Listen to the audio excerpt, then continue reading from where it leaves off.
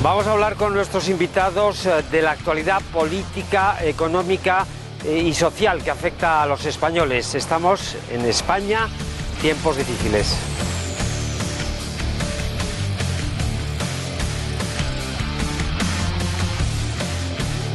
Los políticos nos han llevado a una situación bastante tensa. Tenemos, sobre todo en política y en la sociedad, problemas gravísimos. Esto es un despelote total y absoluto a todos los niveles. Esto parece que va a terminar muy mal. Tampoco es que sea difícil, lo que pasa es que tendrán que poner solución. Esperaba yo como un poco un país más seguro. España está en tiempos muy difíciles y nosotros que venimos de Cataluña, más.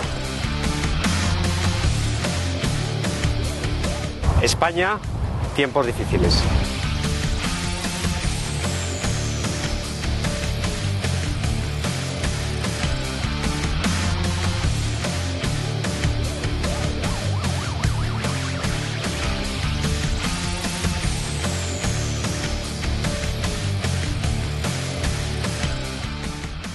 Muy buenas noches y muchísimas gracias por estar con nosotros en España, tiempos difíciles. Hoy es jueves 9 de abril, las 9 de la noche.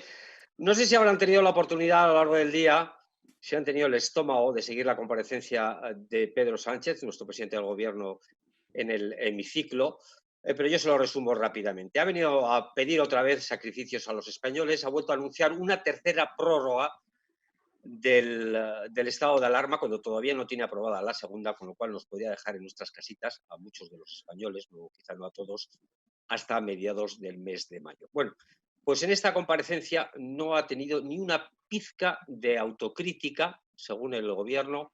No hay que buscar culpables en esta crisis y ha vuelto a pedir unidad a todos los partidos políticos. Eso sí, unos minutos más tarde, la portavoz del Partido Socialista, Adriana Lastra, arremetía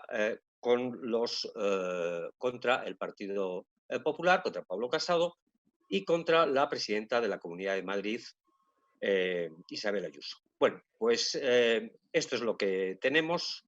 Hoy les había prometido que íbamos a hablar de economía, porque quizá la única verdad que haya dicho hoy nuestro presidente es que él ve el futuro de la economía muy negro. Se está ya un poco arreglando el presidente de la Asociación Española de Autónomos de España, don Lorenzo Amor, que está justo entrando ahora. Este es un programa que hacemos en directo. Buenas noches, don Lorenzo. ¿Qué tal? Buenas noches, Fran, ¿cómo estás? ¿De qué color ve usted el panorama? Nuestro presidente dice que lo ve negro. Yo todavía más oscuro. Es decir, estamos en estos momentos en una situación de confinamiento donde la mayoría de los autónomos están responsablemente cumpliendo lo que las autoridades sanitarias han dictaminado. Y el problema que tenemos es que no sabemos cuándo vamos a iniciar la actividad. Hoy el presidente del gobierno ha dejado caer que posiblemente, algunos ya lo suponíamos, que hasta el 10 de mayo estaremos confinados. Y bueno, pues el arranque de la actividad va a ser lento. Y digo lento porque van a ir incorporándose actividades poco a poco. Habrá que ver por comunidades autónomas también. Y bueno, yo me quedo con un dato, ¿no? Y es que el presidente de Canarias también ha afirmado hoy que la temporada turística en Canarias no se inicia hasta el 2021.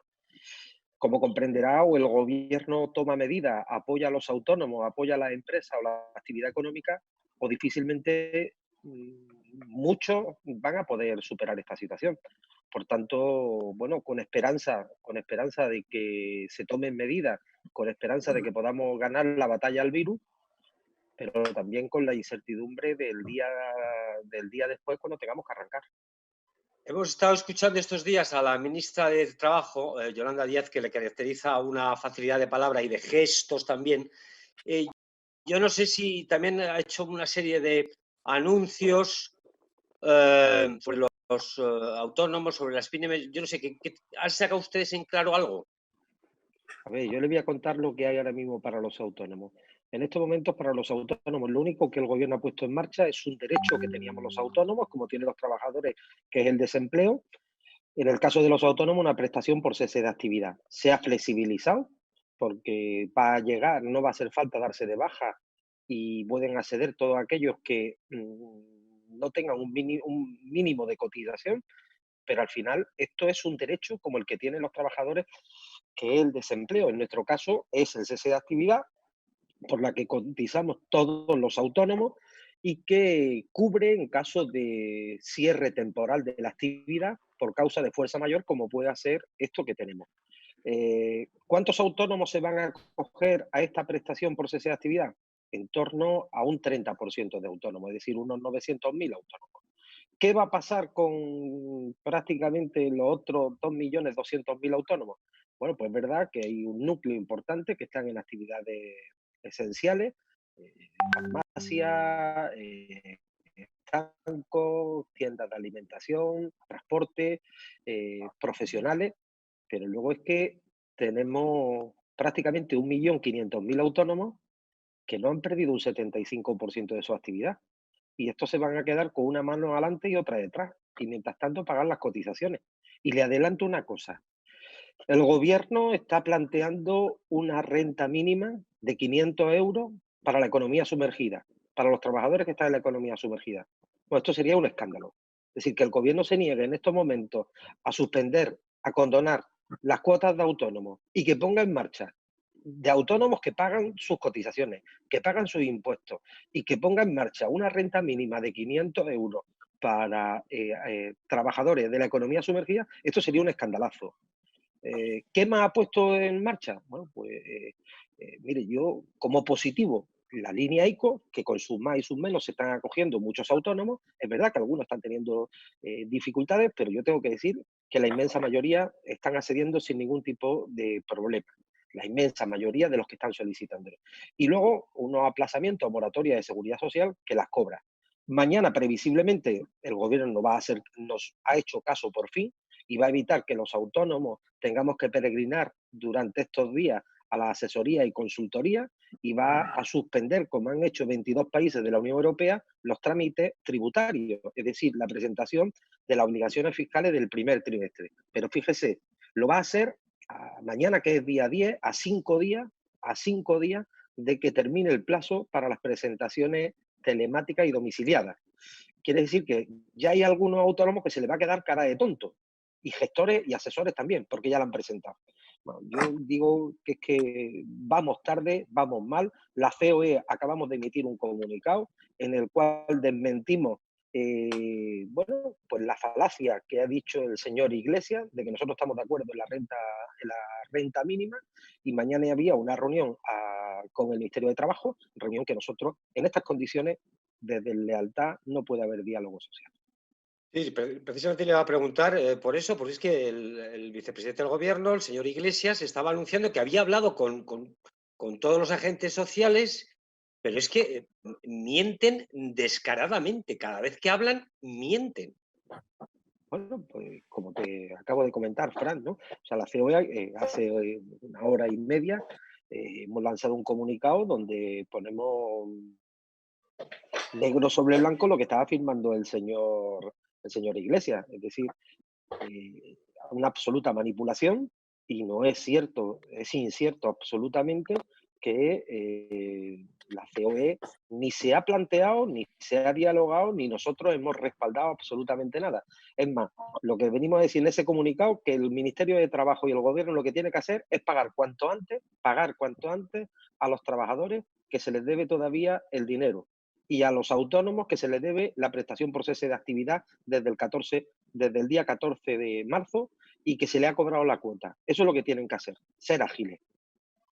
Pues muchísimas gracias, don Lorenzo Amor, presidente de la Asociación Española de Autónomos, que tiene que atender a más medios. Muchísimas gracias por estar con nosotros en España a tiempos difíciles. Pues, muchas gracias, un saludo. ¿Cómo se les queda el cuerpo? Don Javier Morillas, catedrático. Hola, ¿qué tal? Muy buenas noches. ¿Qué tal? Buenas noches. De Economía de la Universidad San Pablo CEU.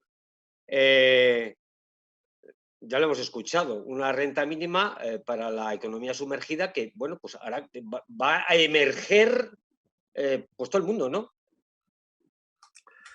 Claro, yo creo que esta es una medida que ellos copian de lo que estableció el gobierno italiano hace 2 años, en un momento de todavía crecimiento económico en Italia, que ha tenido muy mal resultado, porque efectivamente, bueno, allí lo han llamado renta ciudadana, ¿no? Renta mínima ciudadana o parecido. ¿Qué se han encontrado? Pues lo que se han encontrado es que muchas de esas personas que normalmente pues están en actividades de economía sumergida, de repente, o que no tenían un trabajo conocido, o que aparecían por ahí con BMWs y coches de alta gama, pues se acogían a esta renta de los 500 euros, 400 y pico euros, que es lo que está vigente en Italia, ¿no? Y bueno, lo que pretenden aquí pues es una cosa similar, porque efectivamente va a ser una prima precisamente en contra de crear carreras de cotización en la gente, y sobre todo cuando lo que necesitamos es fortalecer nuestro sistema de seguridad social, nuestro sistema de pensiones, y que la gente se acostumbre a entrar en el mercado de trabajo, no rechazar empleos, que era una parte significativa del desempleo estructural y de largo plazo que teníamos en España. Se correspondía con estas personas que efectivamente rechazaban un empleo de a lo mejor pues 1.200 euros, pues porque trabajando en la economía sumergida estaban cobrando a lo mejor 900 euros o 1.000, más otros 500 o 400 y pico, dependiendo de si tenían familia a cargo, etcétera, pues vivían con unos ingresos muy superiores a los que podían tener en un ingreso, en un trabajo normal, ¿no? Y cotizando a la seguridad social, etcétera. Yo creo que esto da lugar a todo tipo de picaresca, y efectivamente a mí me parece también un escándalo, un escandalazo tremendo el que se vaya a establecer esa renta mínima cuando tenemos a esos 3.200.000 autónomos que antes se hablaba, expuestos, obligándoles a pagar su cuota de la seguridad social, como ya se les ha hecho durante el mes de marzo, y que, bueno, con el sistema que se ha establecido de los ERTEs, pues lo que están abocados en muchos casos es a un cierre de la actividad. Eso está claro, y al concurso de acreedores, porque lo que se está haciendo con las medidas del gobierno es alterar todos los equilibrios jurídicos que existen en una sociedad desarrollada normal. Es que medidas de este tipo no se están introduciendo. Si vemos las ayudas que está introduciendo la administración americana, o en el caso británico o de otros países, de lo que se trata es de generar incentivos positivos, incentivos que luego ayuden a la recuperación pronta de la actividad económica, a que las empresas salgan de ese periodo de un mes, porque ya obviamente no va a ser menos, pero que salgan en las mejores condiciones posibles. Sería como intentar fletar un buque y nada más que lo botas y los echas al agua se hunde. Bueno, pues con eso realmente lo que va a haber es todavía más prestaciones por desempleo y a tener más gente dependiendo del gobierno. Si eso es lo que se pretende, pues efectivamente lo pueden conseguir, porque pueden cargarse en muy poquito tiempo el aparato productivo del país. Voy a seguir presentando a nuestros invitados. Jaime Gutiérrez Gil, analista financiero. Buenas noches. Hola, muy buenas noches. Y Manuel González, ya habitual de España, tiempos difíciles. Buenas noches, Manuel. Buenas noches. Si me permitís, os voy a leer unas declaraciones que ha hecho hace unos días Josep Borrell, que no es podemita, es del Partido Socialista, alto representante de la Unión Europea en Relaciones Exteriores. Literal, declaraciones de Josep Borrell. Dice: ahora es el Estado el empleador de última instancia, el propietario, porque habrá inevitablemente que capitalizar empresas con nacionalizaciones. ¿Cómo se queda, señor Gutiérrez? Nos vamos a ser Venezuela 2, es decir, están comprando a la gente, es decir, están sacando a la gente de abajo, le van a comprar el voto de alguna manera, y luego a la empresa da igual, es decir, ellos, el tejido industrial se lo quieren cargar, es decir, si es papá Estado el que va a poder gestionar todo, es ir hacia Venezuela. Vamos a ver, yo creo que el único que es coherente de toda esta gentuza, y perdonar que lo diga así, de gobernantes que tenemos, el único que es coherente es Pablo Iglesias. Él dice que quiere hacer eso, no está engañando. Y el tío va enfocado a hacerlo, directo, no le importa qué es lo que caiga. En cambio, el otro, el señorito de Moncloa, pues con tal de mantener el puesto, la situación, esas maneras que tiene, pues es capaz de mandar este país a la ruina, que es donde desgraciadamente yo creo que nos estamos dando. Y es triste, muy triste. ¿Cómo se sale de esto, profesor? ¿Con endeudamiento, con expansión monetaria? ¿Hay alguna fórmula que algún país esté haciendo que resulte? Hombre, lo que tendríamos que hacer en principio es ir evaluando cuál va a ser el coste exacto de esta pandemia.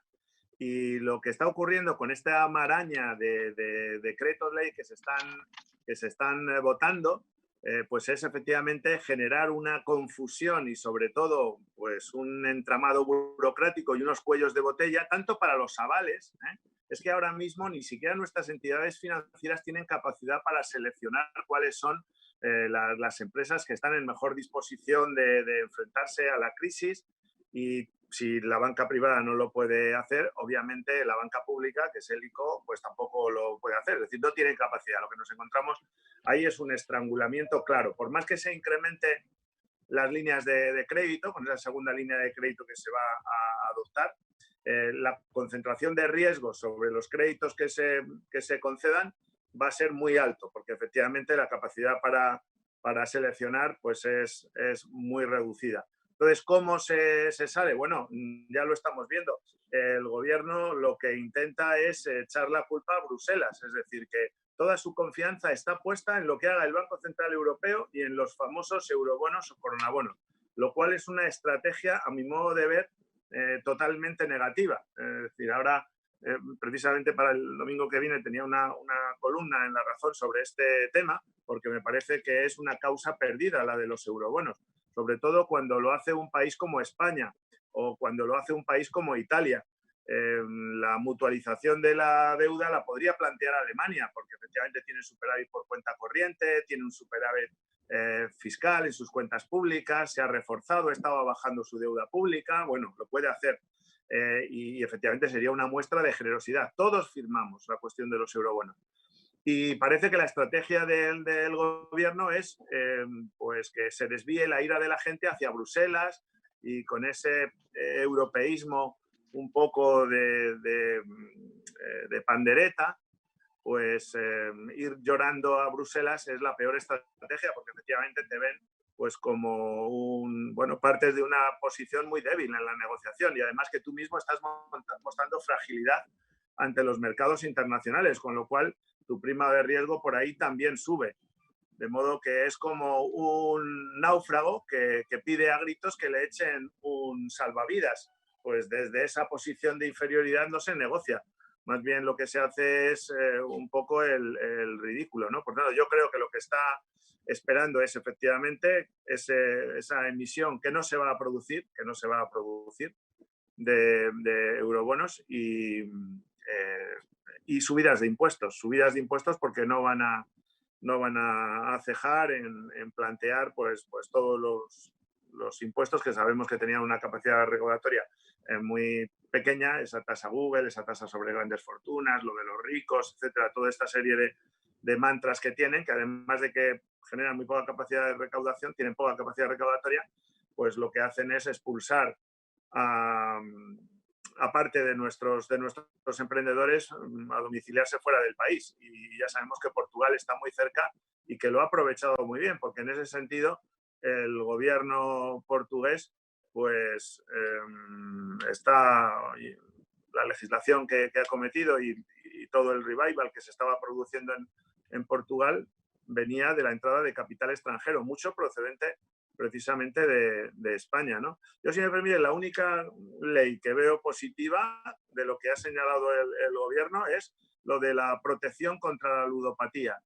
Bueno, podrá parecer marginal, pero me parece que sería muy negativo para toda la ciudadanía que cayera en estos días de ocio en sus casas en ese tipo en ese problema, ¿no? Y luego me parece que los 15 millones también para determinados medios de comunicación, pues me parece bastante escandaloso, ¿no? Cuando lo que hay que potenciar son precisamente pues las empresas que tienen posibilidad de sobrevivir a la crisis y no, con 15 millones se pueden hacer muchas cosas, ¿eh? Y pagar muchos muchos seguros sociales de los autónomos, como antes señalaba Lorenzo Amor, ¿no?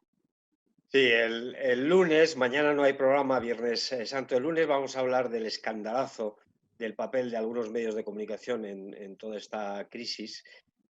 Recordaba lo de la ludopatía, el profesor Javier Morillas. Hace también unos días salía Alberto Garzón, que es un poco el encargado de estos asuntos, sí, y sacaba pecho de que habían bajado las apuestas deportivas, cuando todo el mundo sabe que no se están celebrando eventos deportivos estos días. Es que suena ya a chiste algunas. Si no suena a chiste, sí, suena a chiste. Lo trágico de la situación. Por cierto, que el presidente del gobierno ha hecho toda su intervención con una preciosa corbata roja, mientras la mayoría de los... Eso también es algo extraordinariamente llamativo. Es que no tiene la mínima deferencia por las más de 15.000 personas que ya llevan fallecidas en el país. Realmente es lo primero que me ha llamado la atención esta mañana al ver el inicio de su intervención, ¿no? Javier, ojalá fueran 15.000 las víctimas, digo ojalá porque constantemente se está desmintiendo el número de fallecidos. Bueno, digo los oficiales, los que reconocen. Ya, Javier.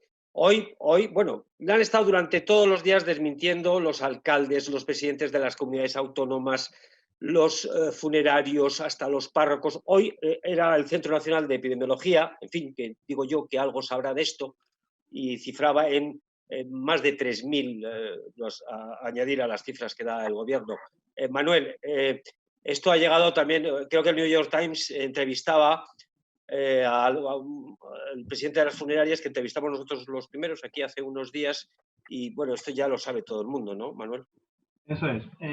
Quería un poquito retomar el tema que han traído Javier y Jaime. En inglés hay un refrán que es too little, too late. Y es un poco, me acuerdo de Milton Friedman, cuando él introdujo el tema del negative income tax, que seguro que tanto Javier y Jaime lo conocen bien.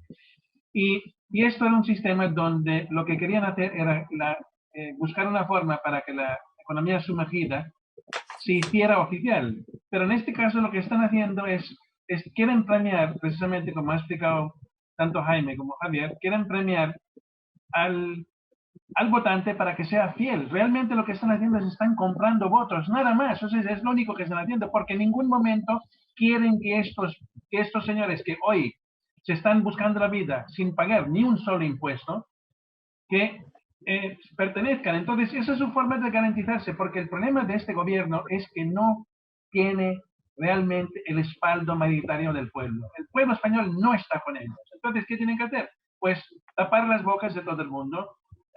Acabo de escuchar que los médicos no pueden salir y opinar. ¿Pero qué es esto? ¿Estamos en Venezuela? ¿Estamos en Cuba? ¿O estamos en Corea del Norte? Es que parece que estamos en Corea del Norte. Y nosotros, todos nosotros, tenemos que salir a la calle sin miedo, denunciarlo. Una cosa que no sé cómo explicarle en qué idioma lo tengo que decir. Taiwán, Hong Kong, Singapur, Corea, todos estos países, ¿cómo han controlado esto? Poniéndose mascarillas. No puedo entender que ningún medio nuestro en España no pongan en la primera hoja de toda la prensa poneros una mascarilla, aunque sea un pañuelo, porque un pañuelo corta la transmisión. Y si no salimos así todos, seguimos con esto y no paramos esto. Eso para mí sería lo primero que tendría que hacer este gobierno, pero no solo de este gobierno. Todo señor que salga por la calle sin una mascarilla se le tiene que decir, por favor, póngase una mascarilla, porque si no, seguimos todos hechos una mierda. Y el problema es eso, no entiendo esto. O sea, parece que no hay nadie en España que piense.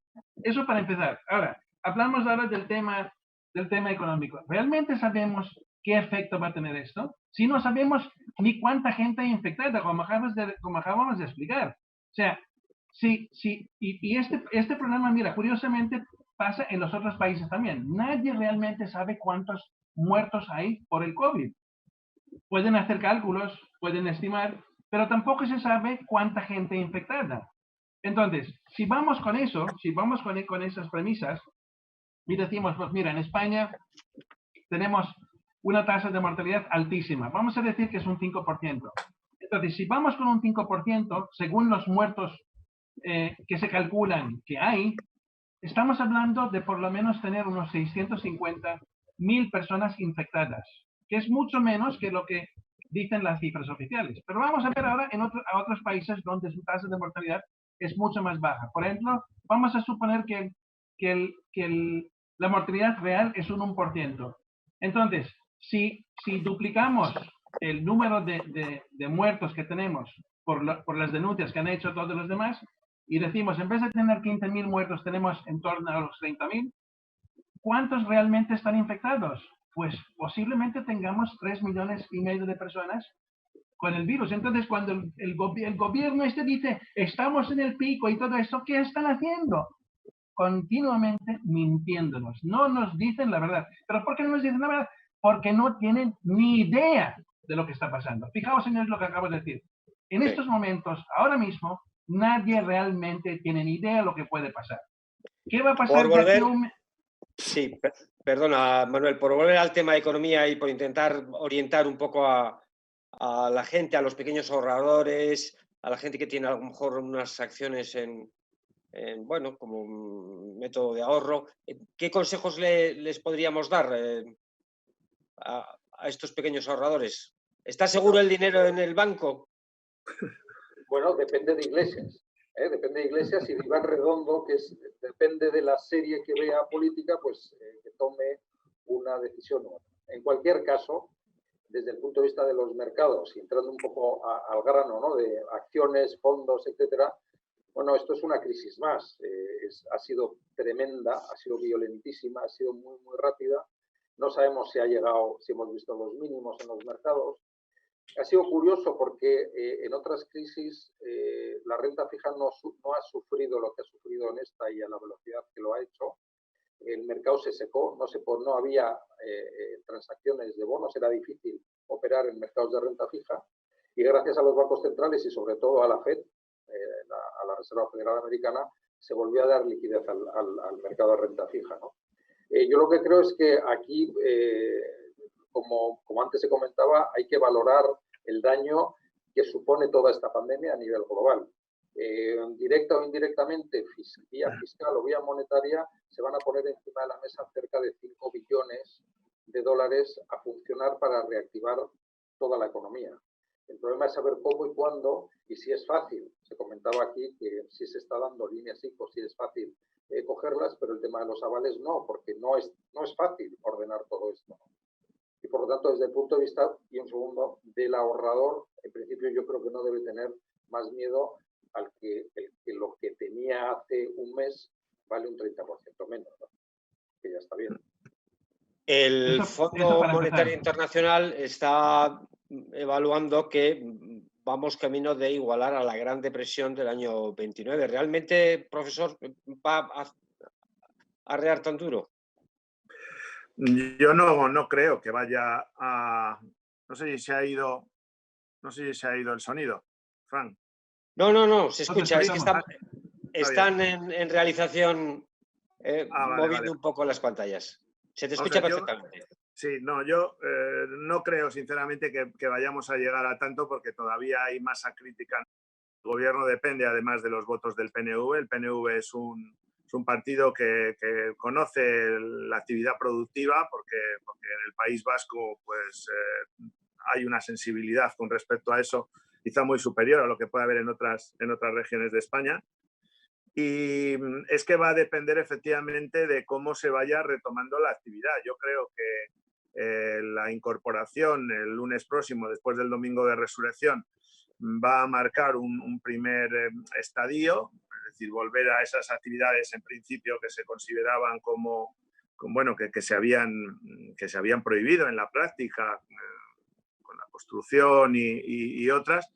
Efectivamente, las relacionadas con la hostelería pues van a ser las que más sufran, con el sector de los espectáculos también y del turismo. Pero también es cierto que el gobierno no está haciendo ninguna pedagogía.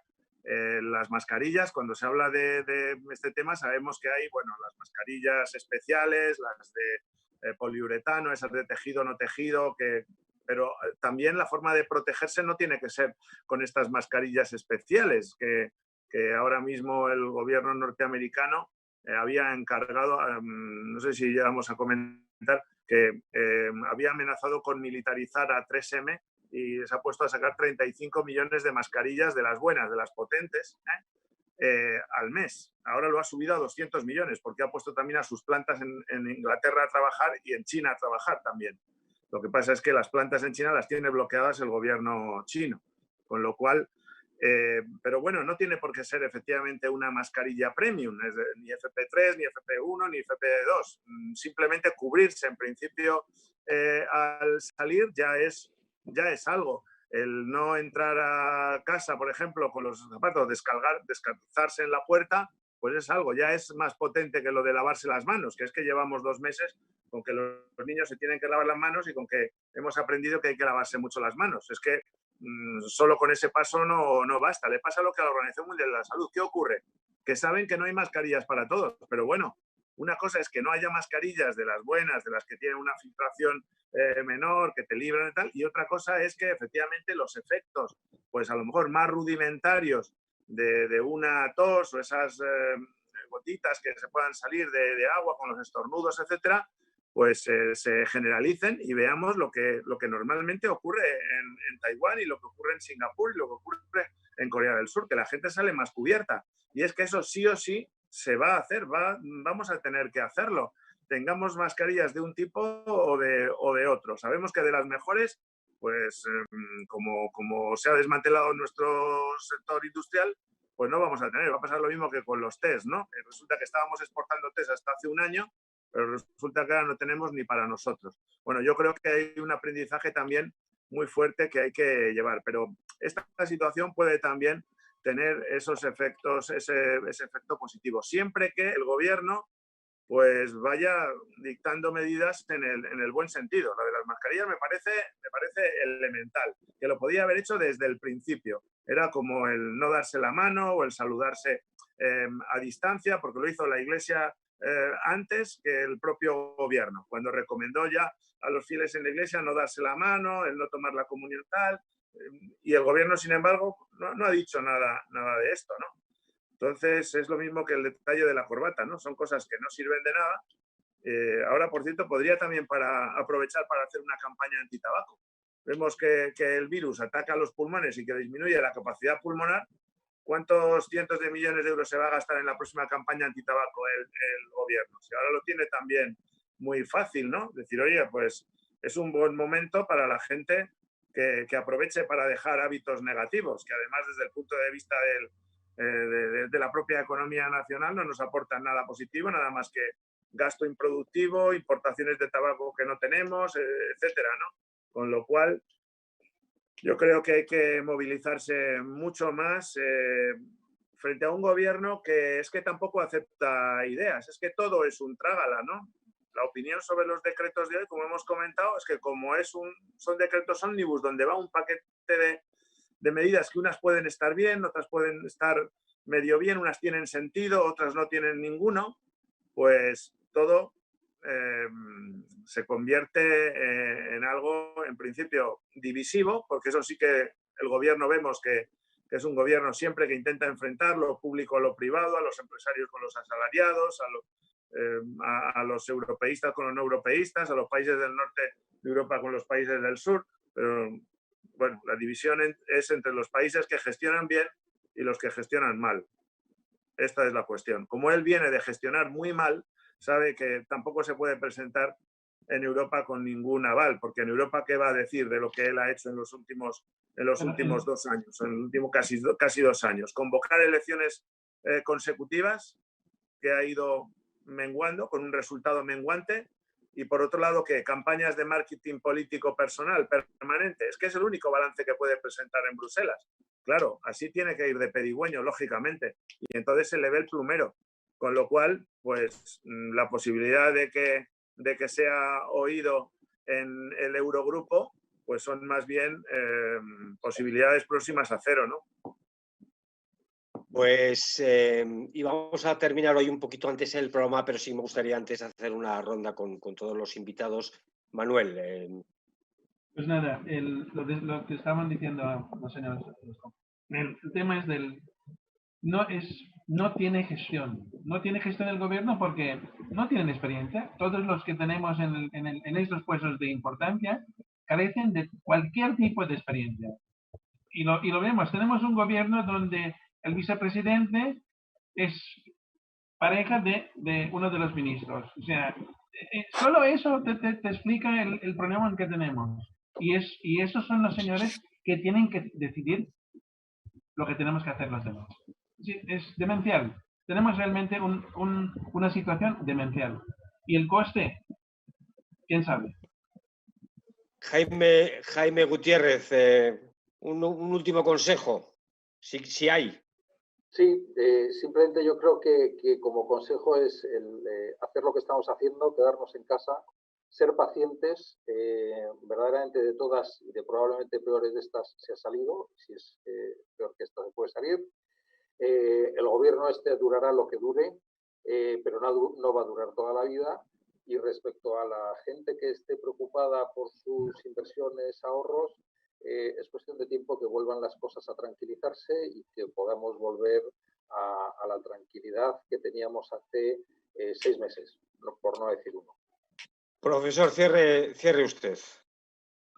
Sí, bueno, yo creo que está todo dicho, ¿no? Con la sesión que hemos tenido hoy.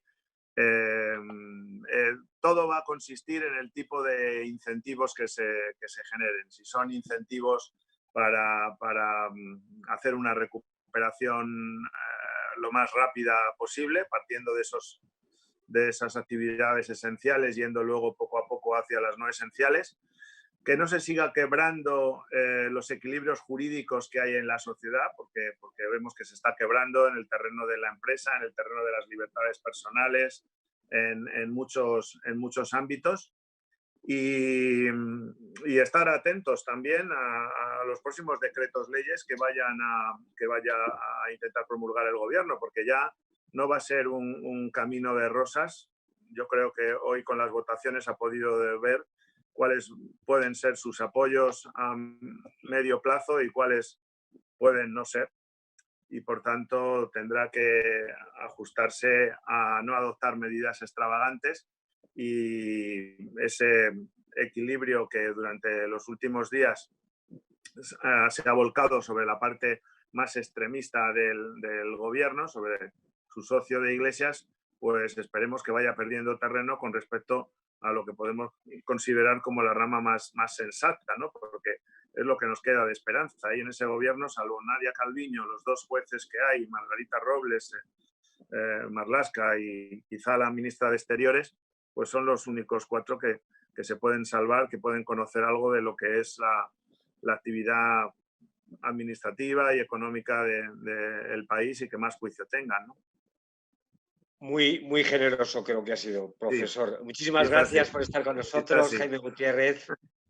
Manuel González, nosotros decimos adiós. Estos días tenían que haber salido muchas procesiones. Qué lástima, qué pena. Quizá una de ellas, y con esta nos vamos a despedir esta noche, es la del Cristo de la Buena Muerte en Málaga, que hoy no saldrá, tampoco saldrá mañana, pero sí que va a salir en el corazón de muchos españoles.